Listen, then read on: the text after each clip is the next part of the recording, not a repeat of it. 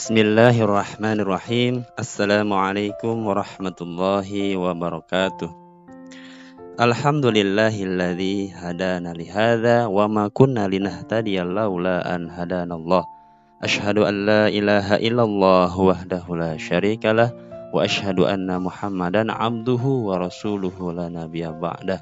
Allahumma fassalli wa sallim ala Muhammadin sallallahu alaihi wasallam wa ala alihi wa ashabihi wa man tabi'ahum bi ihsanin ila yaumil qiyamah.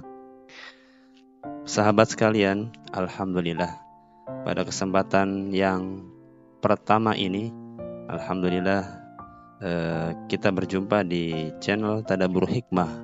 Insyaallah akan disajikan beberapa video yang insya Allah akan membawa kebaikan untuk kita semua insya Allah.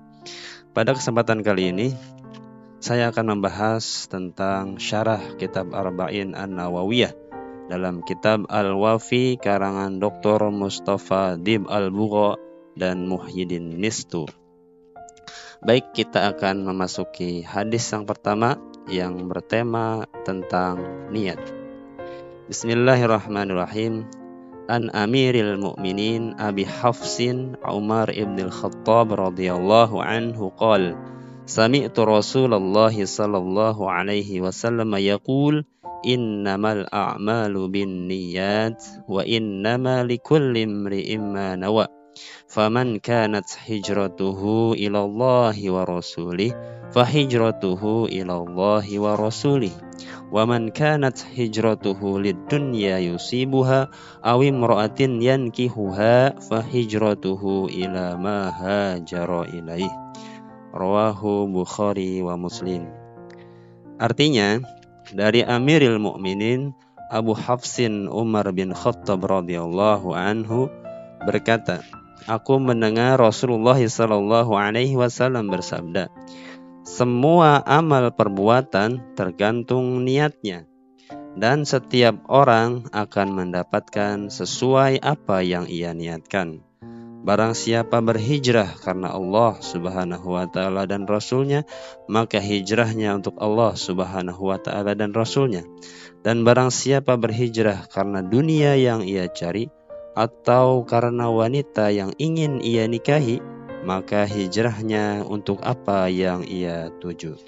Hadis ini diriwayatkan oleh Imam Bukhari dan Muslim. Pentingnya hadis ini.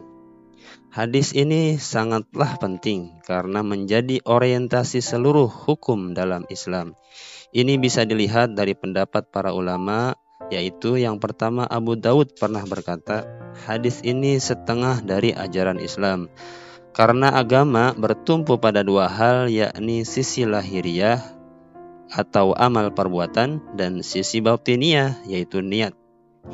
Yang kedua, Imam Ahmad dan Imam Syafi'i berkata, hadis ini mencakup sepertiga ilmu karena perbuatan manusia terkait dengan tiga hal, yakni hati, lisan, dan anggota badan.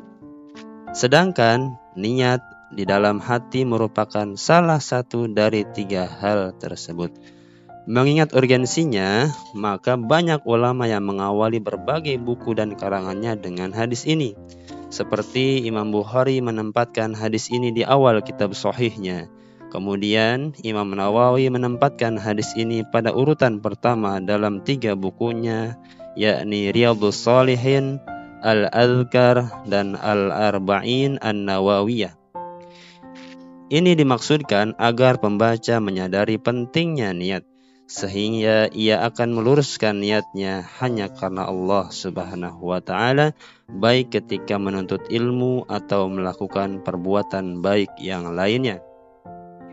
Urgensi hadis ini juga dipertegas oleh riwayat Bukhari yang menyebutkan bahwa Rasulullah sallallahu alaihi wasallam pernah berkhutbah dengan hadis ini. Begitu juga dengan Umar radhiyallahu an. Abu Ubaid berkata, tidak ada lebih luas dan padat maknanya dari hadis ini. Selanjutnya kita akan memasuki syarah hadis yang pertama ini.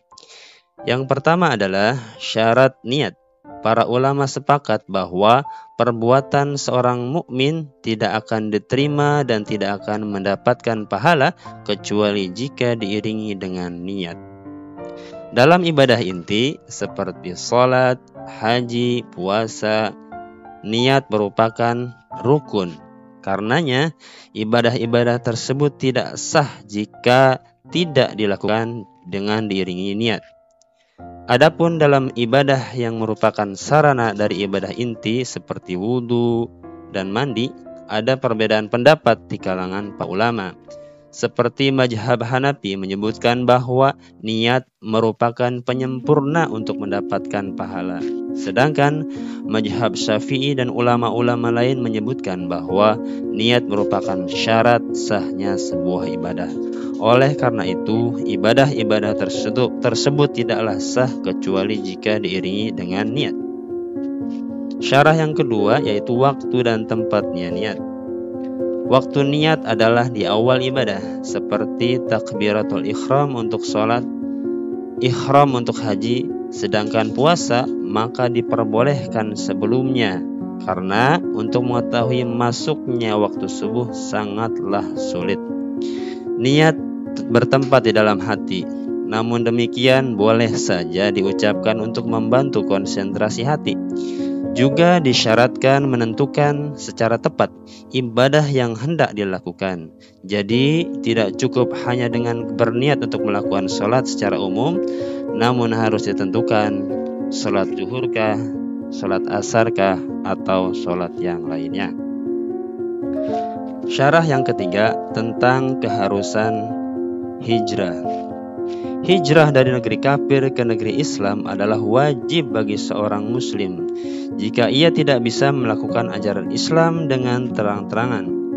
Hukum ini berlaku secara umum dan tidak dibatasi oleh waktu tertentu.